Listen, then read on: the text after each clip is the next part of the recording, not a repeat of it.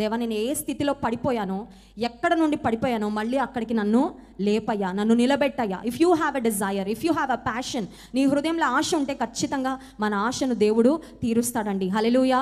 ఆత్మీయంగా ఏ అనుభవాలు కోల్పోయామో, ఆత్మీయంగా ఒకప్పుడు అండి దేవుని కొరకు ఏదో చేయాలని ఉండేదండి, ఇప్పుడు అసలు అలాంటి ఆలోచనలే లేవండి. ఒకప్పుడు ప్రార్థనకు మోకరిస్తే ఎంతసేపన ప్రార్థన చేయగలిగేవారమండి, కానీ ఇప్పుడు ప్రార్థన చేయాలంటే మోకరించగానే కాన్సన్ట్రేషన్ ఉండట్లేదండి. ప్రార్థనలో అన్ని పనులు గుర్తొస్తున్నాయండి, ప్రార్థన మీద మనసును ధ్యానాన్ని ఉంచలేకపోతున్నానండి.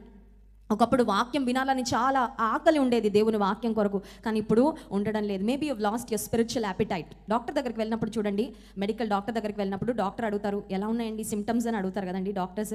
మీకు ఆకలిస్తుందా, నిద్ర పడుతుందా, లేకపోతే ఎక్కడ నొప్పి ఉంది, ఎక్కడ ఇన్కన్వీనియన్స్ ఉంది, ఇవన్నీ అడుగుతూ ఉంటారు. సో దేవుని సన్నిధానానికి వచ్చినప్పుడు కూడా మనం గుర్తుపెట్టుకోవాలి, మనకు పరమ వైద్యుడు ఉన్నాడు.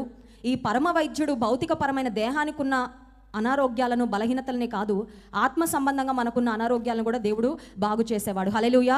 So God is a spiritual healer. He is a great physician. The Bible says he not only heals our diseases that our body has, but he also heals our heart, he also heals our mind. గుండెకైన గాయాలు మాన్పే దేవుడు, మానసికంగా తగిలిన దెబ్బలను మాన్పే దేవుడు, of course దేహాన్ని బాగు చేసే దేవుడు.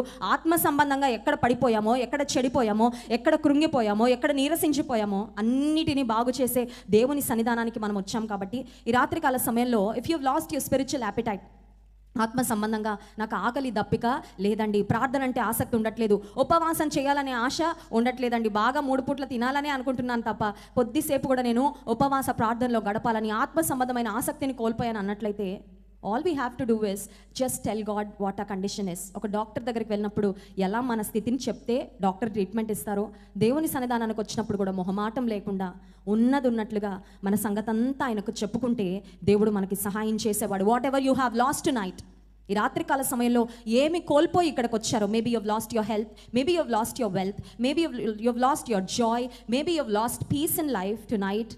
I want to tell you that Jesus is a God of restoration. Hallelujah. దేవుడు కోల్పోయినవి తిరిగి ఇచ్చే దేవుడు. నీ చేతులు ఖాళీగా ఉన్నాయేమో, ఖాళీ చేతులు ఏసే దగ్గర పెట్టు, ఏం పర్వాలేదు. మనుషుల దగ్గర అడుక్కోవడానికి సిగ్గుపడాలి కానీ దేవుని దగ్గర అడగడానికి సిగ్గుపడకూడదండి. ఎందుకంటే when you go to God and ask him for something, you are not a beggar, but you're going to God as a child, as his son, as his daughter. Hallelujah. తల్లి దగ్గరికి, మా మమ్మీ డాడీ ఇక్కడే ఉన్నారు, మా mummy daddy దగ్గరికి వెళ్ళి నేను ఏదైనా అడగాలంటే నేనేం ఆలోచించను. I won't hesitate, I won't be shy, I won't think a second time. I can go to my parents and ask them whatever I want, and I know if they have it, they will definitely give it to me. That is the confidence we need to have when we go to the presence of the Lord. Hallelujah.